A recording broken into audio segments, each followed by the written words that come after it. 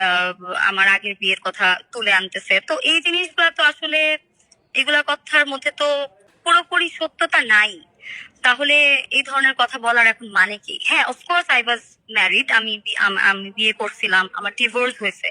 এখন যেমন ইকরা এই দুনিয়াতে নাই, এই কারণে অনেকে বলতেছে না যে আহ মরে যাওয়ার চেয়ে ডিভোর্সি ট্যাগ নিয়ে বেঁচে থাকা ভালো। তাহলে আমার ডিভোর্সি হওয়াটাতে এত ইস্যু কেন? এবং নট অনলি দ্যাট, আমার ফ্যামিলিকে ড্র্যাগ করা হচ্ছে যে আমার আব্বু আম্মুর ডিভোর্স হয়ে গেছে, তারা একসাথে থাকে না। তো এই পুরো টপিক আমার আব্বু আম্মুই বা আসে কোথা থেকে? আচ্ছা, সেটাও আমি বুঝলাম।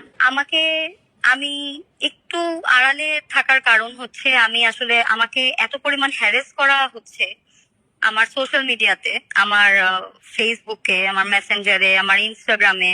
আমাকে চাচ্ছে তাই আমাকে লাইভ থ্রেট করা হচ্ছে, আমাকে রেপ করবে বলা হচ্ছে। হ্যাঁ, আমি রাস্তায় বের হইলে আমার মারবে বলতেছে। তো যখন একটা মেয়ে এই ধরনের লাইফ থ্রেট পায়, ওই মেয়েটা তো আসলে ওপেনলি আর তখন চলতে পারবে না। তো এই কারণে আমাকে একটু চুপ থাকতে হয়েছে, আমাকে একটু আড়ালে থাকতে হয়েছে। এবং আরেকটা মিসকনসেপশন, অনেকে বলতেছে যে আলভি তার বউকে শেষ দেখা দেখতে আসে না, গার্লফ্রেন্ড নিয়ে নেপালে ঘুমায় আছে। এটা ভুল কথা। আমি দেশে এখন, আমি পুরো টিমের সাথেই বাংলাদেশে চলে আসছি। হ্যাঁ, আমি গতকালকে দেশে চলে আসছি। এবং যেদিন এই ঘটনাটা ঘটে, ওই দিন অ্যাকচুয়ালি টিকেটের জন্য, একটা টিকেটের জন্য হইলেও অনেক, মানে অনেক জায়গায় ফোন দেওয়া হয়েছে। টিকিট পাওয়া যায় নাই প্রথম দিন, এবং পরের দিনের টিকিট করা হয়েছে। আমরা বাকিরা টিমের সবাই বাংলাদেশে ব্যাক করছি। এটা একটা বিষয়। তো আলভি আর আমি একসাথে আসি, এখন নেপালে ঘুমাচ্ছি দুইজন শান্তিতে। এটা এটা খুবই অ্যাবসার্ড কথা, এটা ভুল কথা। এবং আমার বার্থডে এখানে অনেক বড় একটা ইস্যু ক্রিয়েট হয়েছে যে আমার বার্থডে সেলিব্রেট করতে নেপালে গেছে। এখন আমার কথা হচ্ছে, আমার বার্থডে তো ইকার একটা ফ্রেন্ড বলছে যে 2022 থেকে নাকি আলভি আর আমার সম্পর্ক। তো 2022 থেকে এই 2026 পর্যন্ত তো আমার আরো বার্থডে গেছে, আমার তো এখানে আরো বার্থডে গেছে। তো বার্থডে গেছে, ঈদ গেছে, কত অকেশন গেছে, কোন অকেশনে শুটিং এর বাহানা করে যাওয়া হয়েছে। আর ফেব্রুয়ারিতে যে নেপালের শুটিং, এটা তো ইকরা হঠাৎ করে জানে নাই। ইকরা তো এটা অনেক আগে থেকেই জানে। ইভেন ইকরার সাথে আমার এগুলা নিয়ে কথাও হয়েছে যে জানুয়ারিতে আমরা যাচ্ছি, আলভি আলভি যাবে, আমি যাব, ফেব্রুয়ারিতে তো তোমাদের আবার শুটিংও আছে নেপালে। এরকম কথাও হয়েছে আমার ইকরার সাথে। তো ইকরা আগে থেকেই জানে যে ফেব্রুয়ারিতে নেপালের শুটিং। তো ফেব্রুয়ারিতে নেপালের শুটিং, আমার বার্থডেটাও ওই টাইমে পড়ে গেছে। তো যে কোনো সেটে ভাইয়া, আপনারা তো জানেন, যে কোনো সেটে যে কোনো সেলিব্রিটি হোক, মানে কোনো আর্টিস্ট হোক, ক্যারেক্টার আর্টিস্ট হোক, টেকনিশিয়ান হোক, যে কেউ হোক, কারো যদি জন্মদিন থাকে ডিউরিং শুটিং, তাহলে কিন্তু সেখানে একটা কেক এনে কেক কাটা হয় ভাই, সেলিব্রেট করা হয় ভাই। হ্যাঁ, তো আমার বার্থডেটাও যেহেতু ওখানে পড়ছে, আমার বার্থডেটা ওখানে। এখন সেলিব্রেশনের কথা যদি বলি, 26 তারিখে রাত্রে 12টায়, যেহেতু আমরা শুটিং এ আছি, শুটিং চলতেছে, ওইখানে কিন্তু আমাকে যারা ছিল, আমরা তো প্রায় 14, 15, 16 জনের মতো ছিলাম টোটাল। তো এই প্রত্যেকটা মানুষ আমাকে 12টার সময় হ্যাপি বার্থডে বলবে, উইশ করবে, এটা তো অস্বাভাবিক কিছু না। তা আমাকে সবাই উইশ করছে, কিন্তু রাতে 12টা কিন্তু ওখানে একটা কেক কেটেও সেলিব্রেট করা হয়নি। তা আমার বার্থডে উদ্দেশ্যেই যদি যাওয়া হয়, তাহলে তো রাত্রে 12টায় ওখানে কেক থাকতো, এই থাকতো, সেই থাকতো, অনেক কিছু থাকতো। ওই ভিডিও আছে যে একটা আমাদের এক অ্যাসিস্ট্যান্ট ডিরেক্টর কাছে একটা চকলেট ছিল, ওই চকলেটটা সামনে রেখে ওই চকলেট আমাকে দিয়ে কাটেছে, কেক নাই দেখে। কারণ ওইখানে এই ধরনের সেলিব্রেশন পসিবল ছিল না। এবং 27 তারিখ ছিল আমার জন্মদিন।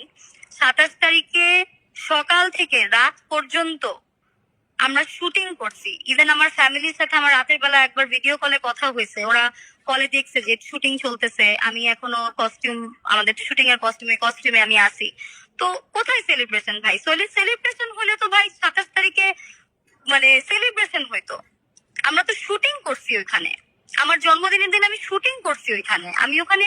এটা নিয়ে আমার কোনো দুঃখ না, ওটা আমার কাজ। বাট যদি বলা হয় যে সেলিব্রেট করা হয়েছে, এই কারণে ইকরা মরে গেছে, আমার বার্থডে সেলিব্রেট করতে গিয়ে ইকরা মরে গেছে, ভাই এই এইটা আমি কিভাবে টলারেট করব? এটা আমি কিভাবে মানবো?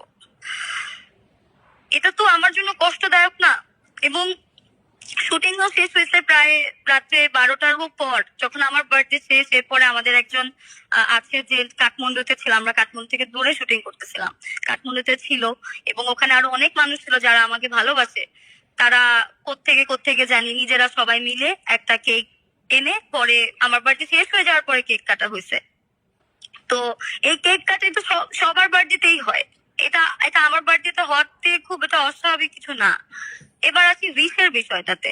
হ্যাঁ, যে আলভির বার্থডেতে আমি উইশ করছি, কেক খাওয়া যাওয়ার ছবি। এখন এই কেক খাওয়া যাওয়ার ছবি এক নায়িকা আরেক নায়ককে কেক খাওয়া দিচ্ছে, বা একটা ডিরেক্টর নায়িকাকে কেক খাওয়াই দিচ্ছে জন্মদিনের দিন। এরকম ছবি কি খালি আলভি আর আমারই আছে ভাই? এরকম তো সবার বার্থডেতেই সেলিব্রেট হয়, সবার বার্থডেতেই ছবি পোস্ট হয়। আলভি কি একমাত্র আমি তিথি নায়িকা আমার আমার জন্মদিনেই খালি পোস্ট করে? আর কোনো নায়িকা, আলভি যাদের যাদের সাথে কাজ করে রেগুলার, যাদের সাথে ওর কাজ হয়, সবার বার্থডেতেই আলভি উইশ করে। আরো অন্যান্য নায়িকাদেরকেও অনেক সুন্দর সুন্দর করে লিখে উইশ করে। এবং ওই উইশের মধ্যে তো কোনো প্রেম, কোনো অন্যরকম কোনো ইঙ্গিত তো এখানে ছিল না। উইশের মধ্যে যেটা লেখা ছিল, কো আর্টিস্ট হিসেবে ও আমাকে ওই জায়গাটাতে অ্যাপ্রিসিয়েট করছে। আর ওর বার্থডেতে আমি জাস্ট ওকে হ্যাপি বার্থডে লিখছি, উইশ করার পর একজন আরেকজনকে থ্যাংক ইউ লিখছি। এগুলার স্ক্রিনশট নিয়ে নিয়ে মানুষজন যেভাবে প্রেজেন্ট করতেছে, এটা তো মানে এটা তো কি বলবো, এটা আমি জানি না এটাকে আমি কি বলবো আসলে। বাট বার্থডে সেলিব্রেশনের কারণে এটা মরে গেছে। আমার বার্থডে যে শুটিং এর মধ্যে পড়তেছে, এটা এটা আগে থেকেই জানে। তাহলে তো ইকরা নেপালে আসার আগে থেকেই আলভির সাথে ঝামেলা করতো, ঝগড়া করতো, তুমি যাইতে পারবা না, তুমি যাবা না, এই জিনিসগুলো হইতো না ভাই। এরকম কিছু তো তখন হয় নাই।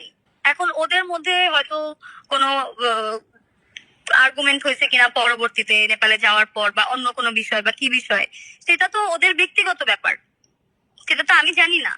এবং যেই মোমেন্টে আমরা আহ, আহ, জানতে পারছি, ওই মোমেন্ট থেকে শুটিং তো ভাই অনেক দূরের কথা ভাই। ওইখানে সিচুয়েশনটাই তো অন্যরকম হয়ে গেছে। ইভেন আমি আমি নিজেও কিন্তু ইকরাকে রিচ করার চেষ্টা করতেছিলাম ওই সময়। আমি কিন্তু ইকরাকে কল দেওয়ার চেষ্টা করতেছিলাম, আমি কল দিচ্ছিলাম, আমি যেভাবে পারি, যা পারি আমি। কিন্তু এত দূর থেকে তো ভাই কিছু করা সম্ভব না। কিন্তু ইকরা মরে যাবে, এটা এটা কি এটা কি এট- এটা তো কারো কাম্য না, এটা তো হইতে পারে না। আমি আমার কষ্টটা হচ্ছে যে আমি আমি চুপ ছিলাম। আমি আমি ভাবছি যে আচ্ছা, রিজিক তো একটা বাচ্চা, যারই বাচ্চা হোক, ও তো একটা বাচ্চা মানুষ। তো সোশ্যাল মিডিয়াতে যদি রিজিকের ছবিও আপলোড হয়, মানুষ হয়তো সিম্প্যাথি দেখাচ্ছে, কিন্তু এই সিম্প্যাথিটা তো ওর জন্য হার্মফুল হবে যখন ও বড় হবে। তো এইসব চিন্তা করে আমিও অনেক কিছু বলি নাই, অনেক অনেক কথাই আমি শুরুতে বলতে চাই নাই, বা আমাকে যেভাবে থ্রেট করা হচ্ছিল, বা যেভাবে আমাকে ফাঁসানোর চেষ্টা করা হচ্ছে, বা আমাকে ক্রিমিনাল প্রেজেন্ট করা হচ্ছে, এটা তো ভাই ভুল কথা। আমি একটা মানুষকে আত্মহত্যার জন্য প্রভোগ কেন করব? আমি ওকে সবসময় বুঝাইছি, যতটুকু পারছি আমি ওকে বুঝাইছি। ও কিন্তু ওর মানে ফ্যামিলি নিয়েও আমার সাথে কনভারসেশন করছে, ওর অনেক ফ্রেন্ডদেরকে নিয়েও কনভারসেশন করছে। এরকমও হয়েছে যে তিথি তুমি, আমার মনে হয় তুমি আমাকে বুঝবা, এর জন্য আমি তোমার সাথে শেয়ার করি। এটা বেশি দিন আগের কথা না। তো ইকরার সাথে আমার বিষয়টা ছিল, ও কখনো আমার সাথে অনেক ভালো ফ্রেন্ডলি বন্ডিং ক্যারি করতো, আবার হঠাৎ করে ওদের মধ্যে যদি আমাকে নিয়ে কোনো ঝগড়া বা অন্য কোনো বিষয় নিয়ে ঝগড়া হলো,